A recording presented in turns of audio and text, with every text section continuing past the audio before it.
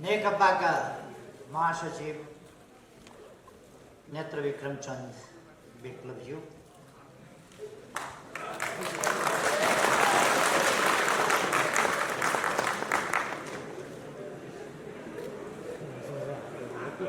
सचिवालय का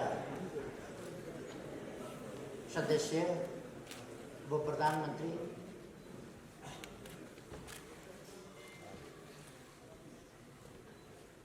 गृह मंत्री जी, माननीय जो सुभाष नेवांग जी, भाजपा टोली का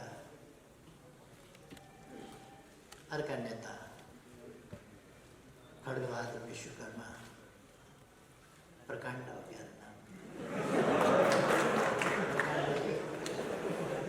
धर्मेंद्र मास्टोला जी, बधाई छ भर्खरै छुटेर आउनु। यदि थोरै जेल बसेर छुट्न पाए पो हुन्थ्यो, आफू त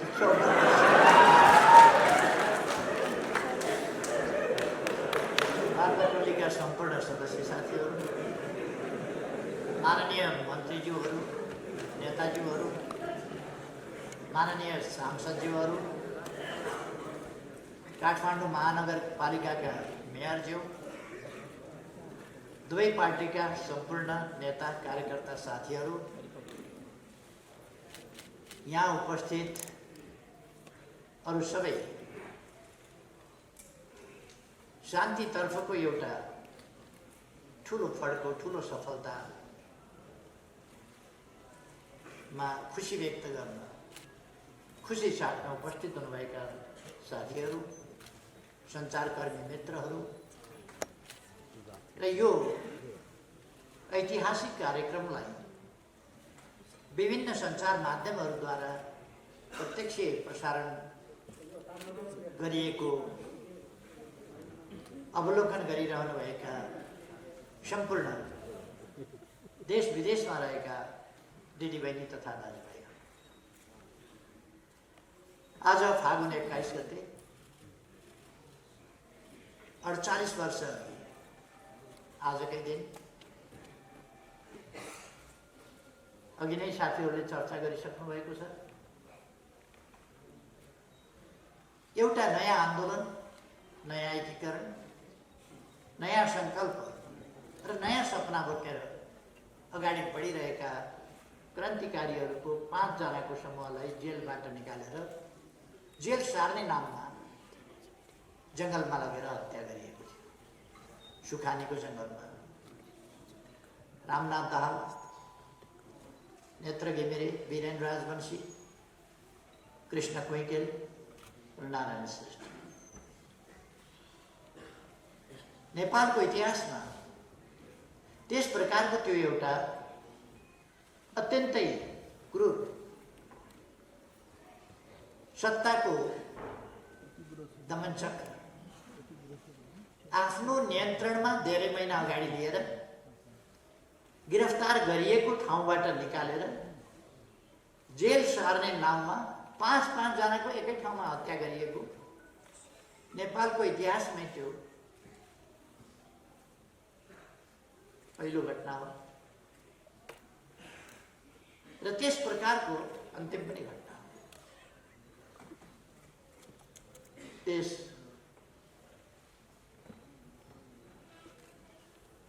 अपराधपूर्ण घटनामा मारिनु भई शहादत प्राप्त गर्नुहुने 5 जना अमर शहीदहरूमा आज यस विशेष दिनमा हार्दिक श्रद्धासुमन अर्पण गर्न चाहन्छु।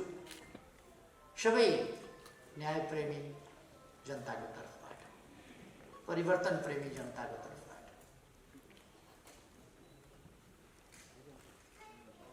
यस प्रसङ्गमा मैले एउटा सानो कुरा भन्नुपर्ने छ। त्यसै सिलसिलामा 2029 साल फागुन 29 गते, फागुन 29 साल फागुन 21 गतेको त्यो घटना थियो। त्यसभन्दा केही महिना अगाडि केही साथीहरूलाई गिरफ्तार गर्ने क्रममा एकजना साथी मारिनु भएको थियो चन्द्रनागी। शहीद विधिवत राज्यले शहीद घोषणा गर्ने कुरामा उहाँको नाम छुटेको थियो र केही दिन अगाडि मात्रै नेपाल सरकारले उहाँलाई विधिवत शहीद घोषणा गरेको छ। त्यसैगरी त्यस घटनाको केही समयपछि अर्थात् 21 फागुन 2029 को केही पछि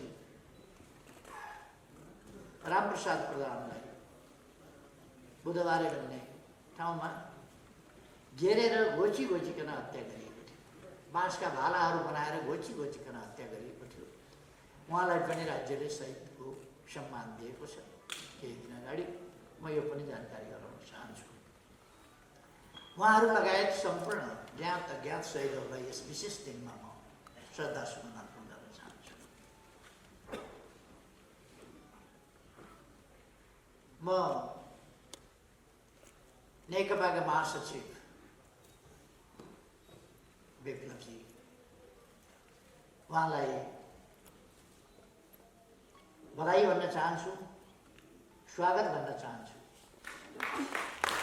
र शुभकामना भन्न चाहन्छु। र उहाँले जुन साहसिक कदम चाल्नु भएको छ फेरि एकपल्ट र एउटा ठुलो ऐतिहासिक योगदान गर्नुभएको छ, यसका निम्ति म उहाँलाई राज्यको तर्फबाट र पार्टीको तर्फबाट पनि हार्दिक धन्यवाद भन्न चाहन्छु।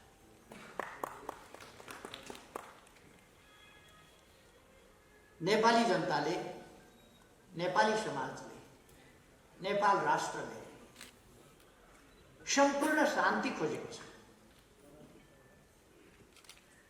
नेपाली जनतालाई चाहिएका कुराहरूमध्ये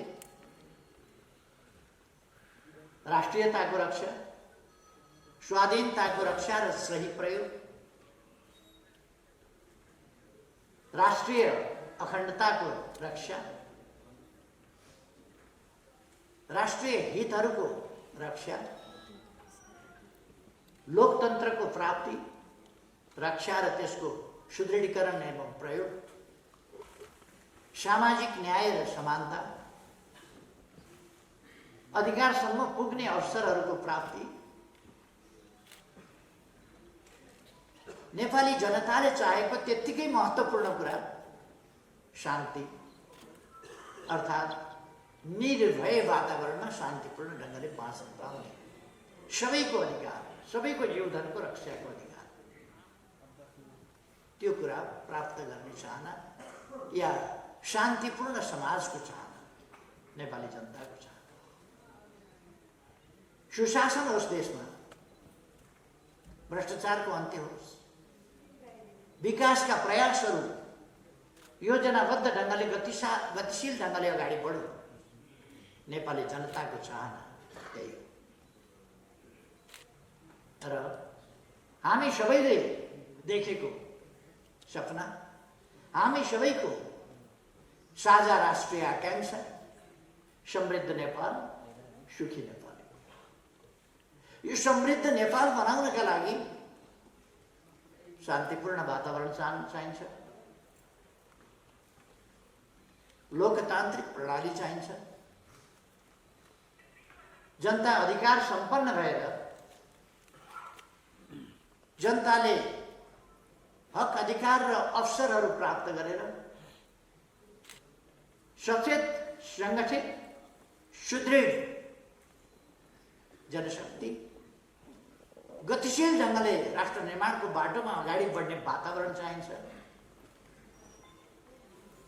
यिनै चिजहरू प्राप्ति गर्ने सन्दर्भमा, यो वातावरण प्राप्त गर्ने सन्दर्भमा आज एउटा ऐतिहासिक काम भएको छ। अन्तिम किस्तामा नेपाल शान्तिपूर्ण युगमा प्रवेश गरेको छ।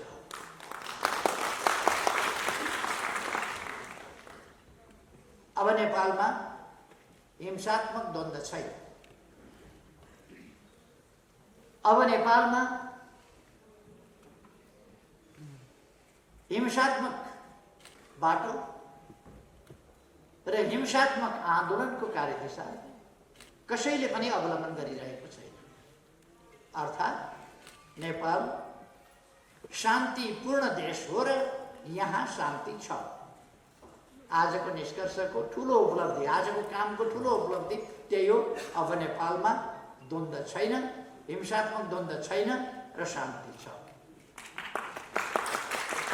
केही दिन अगाडि मात्रै शान्तिको प्यारामिटरमा नेपाल संयुक्त राष्ट्र सङ्घीय मूल्याङ्कनमा नेपाल केही दिन अगाडि मात्रै धेरै विकास गरेर अगाडि बढेको थियो र धेरै देशहरूभन्दा अमेरिका, चीन, पाकिस्तान, भारत, श्रीलङ्का आदि देशहरूभन्दा शान्तिको मापदण्डमा नेपाल धेरै अगाडि बढेको थियो। त्यो तथ्याङ्क आएको थियो। भरे बेलुका संयुक्त राष्ट्र सङ्घले मूल्याङ्कन गर्ने हो भने कसरी गर्ला झन् साह्रो। यसअघि नै नेपालको शान्तिको स्थिति, त्यसको प्यारामिटर धेरै माथि थियो भने अबको प्यारामिटर के होला? अब धेरै माथि पुगेको छ। यसका लागि म विप्लवजीलाई धन्यवाद भन्न चाहन्छु। यस योगदान उहाँले एउटा कदमबाट नेपाली जनताको मन धेरै जित्नु भएको छ। एउटै कदमबाट, यसै कदमबाट। र यो साहसी कदम हो। जोसुकैले एउटा कार्यदिशा, एउटा बाटो समातेर हिँडिरहेको ठाउँमा कार्यकर्तालाई मोड्न सक्दैन, फेल हुन्छ त्यसमा। तर उहाँ त्यसमा सफलतापूर्वक, यो फोर्स ल्यान्डिङ होइन, क्र्यास ल्यान्डिङ पनि होइन, यो सेफ ल्यान्डिङ बहुतै राम्रो ढङ्गले यसलाई अरू सफलतापूर्वक अगाडि बढाउने सम्भावनाहरूको बाटोमा, सपनाहरूलाई पुरा गर्ने अझ प्रबल सम्भावनाहरूको बाटोमा उहाँले योगदान गर्नुभएको छ। अघि नै डाक्टर राजन भट्टराईले भनिसक्नुभयो। एक दिन अगाडि, हिजो अस्ति कुन दिन हो, रातारात गरेको मैले पढेको थिएँ।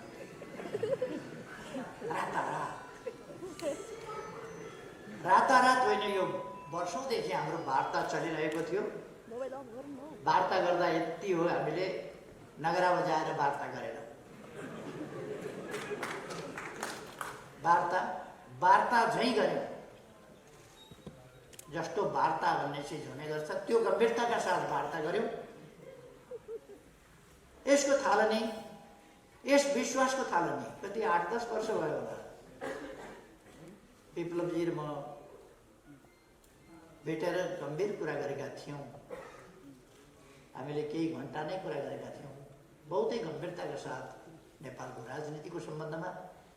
र मेरो उहाँप्रतिको विश्वास र उहाँको म प्रतिको विश्वास सायद त्यसै समयदेखि, त्यसै वार्तादेखि एउटा जग मजबुत हुँदै आएको थियो र त्यो आज आइपुगेर यस ठाउँमा पुगेको छ। वार्ताको बेहोरा तपाईँहरूले सुन्नुभयो,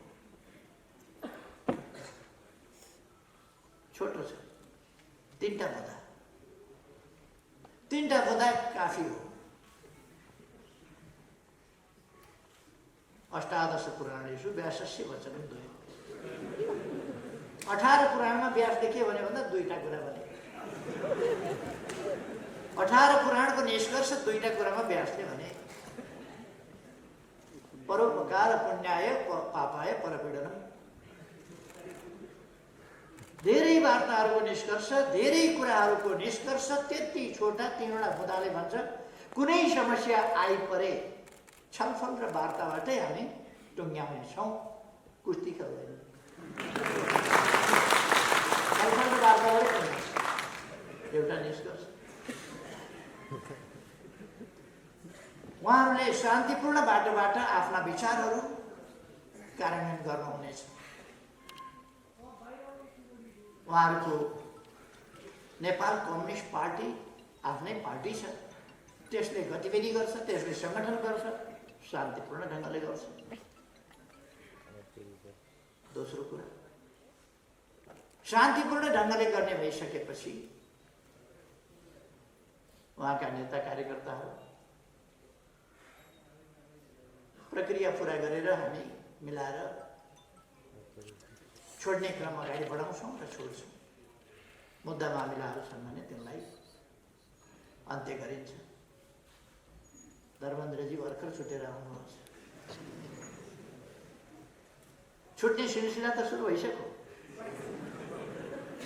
छुटिसक्नु, सहभागी भइसक्नु हो नेता, अरू पनि छुट्छ। अर्थात् यसले अब नेपाललाई एउटा नयाँ दिन मात्रै होइन, नयाँ युगमा प्रवेश गराएको छ। हामी हरेक कुरा एउटा युग परिवर्तनकारी ढङ्गले काम गरिरहेका छौँ। युग परिवर्तन। गत वर्ष हामीले पृथकतावादी आन्दोलन, त्यो मान्यताका साथ चलिरहेका सीके राउतजीलाई राष्ट्रिय राजनीतिको मूलधारमा ल्यायौँ, शान्तिपूर्ण राष्ट्रिय राजनीतिको मूलधारमा। त्यही राष्ट्रिय राजनीतिको मूलधारमा आज मूलतः उहाँहरू आइसक्नुभएको छ। अब भाषाहरू मिलाउन पनि अलिकति समय लाग्छ। जानेरै पनि मैले अङ्ग्रेजी बोलेँ भने अङ्ग्रेजले बोले जस्तो हुँदैन, नेपालीले बोले जस्तै। अङ्ग्रेजले नेपाली विशेषज्ञता हासिल गरे हुन्छ, तर बोल्ने बेलामा नेपालीले जस्तो बोल्न सक्दैन। मैले एउटा राम्रो नेपाली जानेको अङ्ग्रेजीले गीत गाएको सुने, तिम्रो बाउ मेरो बाउ माछा मार्न खायो। राम्रो नेपाली जानेको थियो, तर गाउँले गरे तिम्रो बाउ मेरो बाउ माछा मार्न गयो। किनभने त्यो नेपाली जिब्रोले समाउनु सक्दैन। मैले अङ्ग्रेजी गीत गाएँ भने पनि त्यस्तै हुन्छ, कोही तिम्रो बाउ मेरो बाउ भने जस्तो। त्यसो भएर एक्सप्रेसनका तरिकाहरू, अभिव्यक्तिका तरिकाहरू, प्रयोग गर्ने भाषाहरू, भाषाका शैलीहरू ती एकीकृत हुन केही समय लाग्छ। तपाईँहरूले सेती नदी र त्रिशुली नदी मिसिएको देख्नुभएको छ होला। गाईघाट भन्ने ठाउँमा मुम्बिङभन्दा अलिक पर बाटोबाट हिँड्दा अलिक तलसम्म सेतीपट्टिको धार सेती सेती सेती सेती जस्तो देखिहाल्छ, त्रिशुलीपट्टिको धार त्रिशुली त्रिशुली देखिहाल्छ।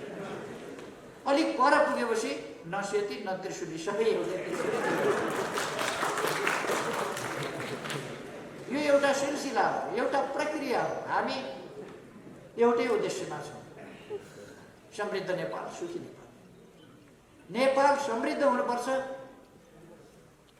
स्वतन्त्र अस्तित्व सहितको स्वाधीन र स्वाभिमानी नेपाल, शान्तिपूर्ण र समृद्ध नेपाल, एउटा सभ्य र आधुनिक नेपाल जहाँ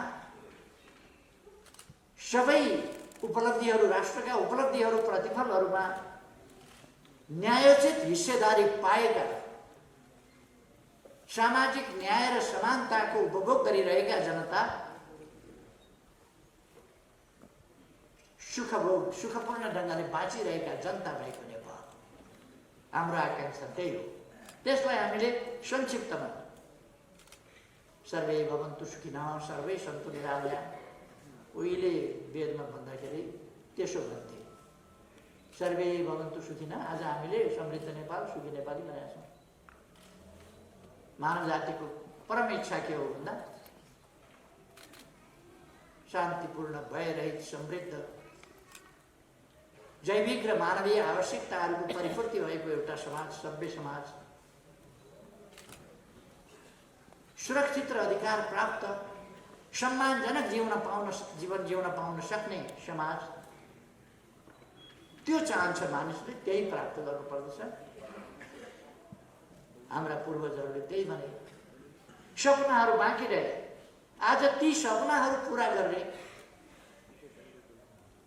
माध्यम, त्यो बाटो, त्यो तरिकाहरू विभिन्न अनुभवहरूबाट गुज्रिँदै आएर हामी एउटा ठाउँमा पुगेका छौँ र ती सपनाहरू पुरा गर्ने प्रयासमा जुटिरहेका छौँ।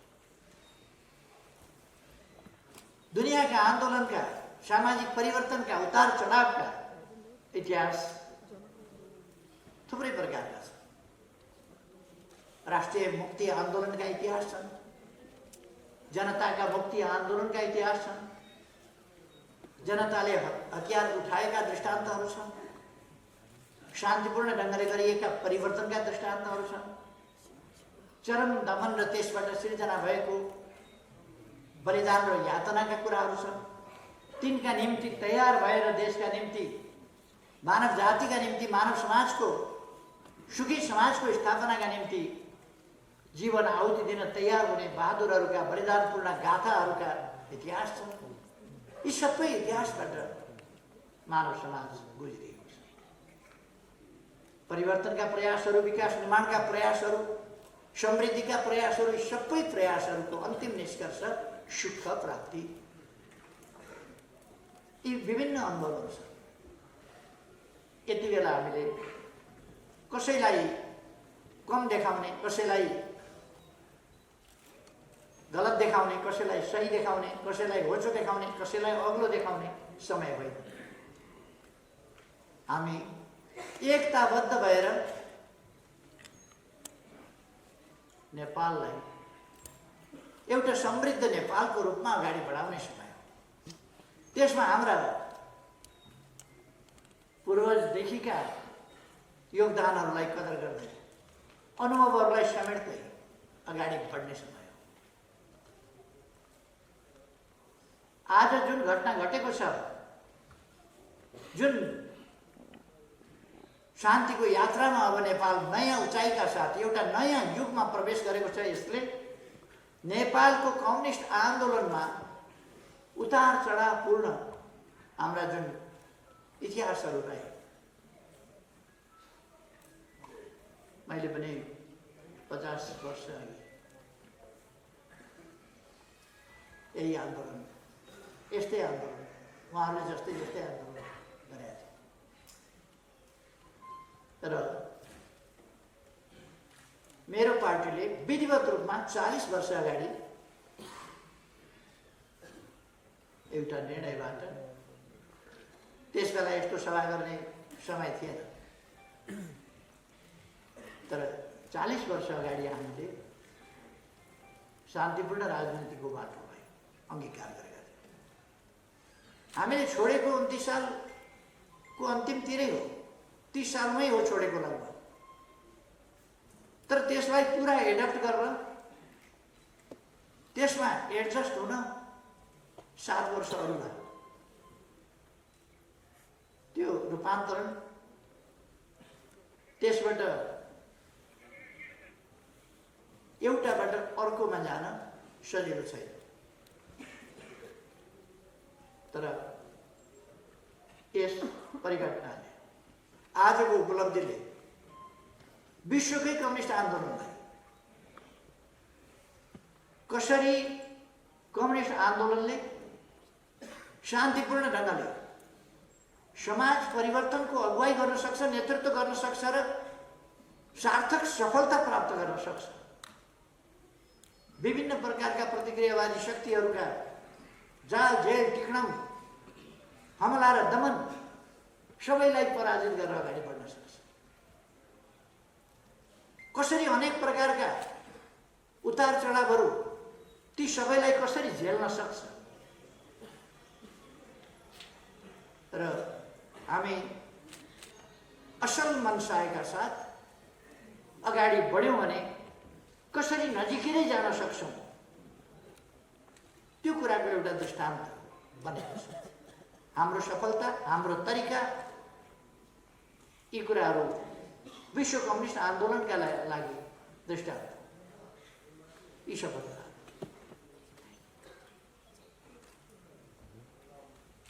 अब केही मान्छेहरू बर्बादै पार्न खोज्छन् देशलाई, त्यो उनीहरूको कुरा हो। बर्बादै पार्न खोज्छन्। संसदीय दलको बैठक गर्दैछन् भन्ने सुनेको थिएँ। कुन दलको हो थाहा छैन, दलको नेता म यहाँ छु।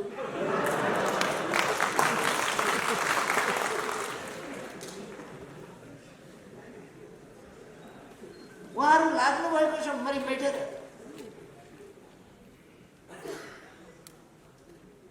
मलाई उहाँहरू देखेर त अचम्म पनि लाग्छ पनि लाग्दैन पनि, किन उहाँहरू त्यस्तै हो। त्यसै कारण अचम्म पनि लाग्दैन। अचम्म के लाग्छ भने यति साह्रो, यति नग्नताको पनि यो हद, आफ्नो 2/3 फोडेर छोड्ने, भाँडेर छोड्ने, भत्काएर छोड्ने, आफ्नो प्रधानमन्त्री हटाएर छोड्ने, किस्तीमा प्रधानमन्त्री लिएर खाइदिनुहोस् न, खाइदिनुहोस् न, अन्त प्रधानमन्त्री खाइदिनुहोस् भनेर जाने, लिइदिनुहोस् न प्रधानमन्त्री, हामी बनाउँछौँ नि तपाईँलाई, लिइदिनुहोस् न प्रधानमन्त्री। आफ्नो 2/3 को जाने। अनि हामी छौँ नि तपाईँका पछाडि लाग्ने भन्ने, नाविक हुन छोड्ने, हेल्म्सम्यान हुन छोड्ने, पछाडि लाग्ने, नेतृत्व गर्न छोड्ने, नेतृत्व गरिदिनुहोस् भन्न जाने। कुन आइडियोलोजीभित्र पर्छ मलाई थाहा छैन, मैले पढेको मार्क्सवादमा यो पर्दैन। मार्क्सवादका ठुला गफ गरेर सुन्छु म, त्यो मार्क्सवादको कुरा बेग्लै हो।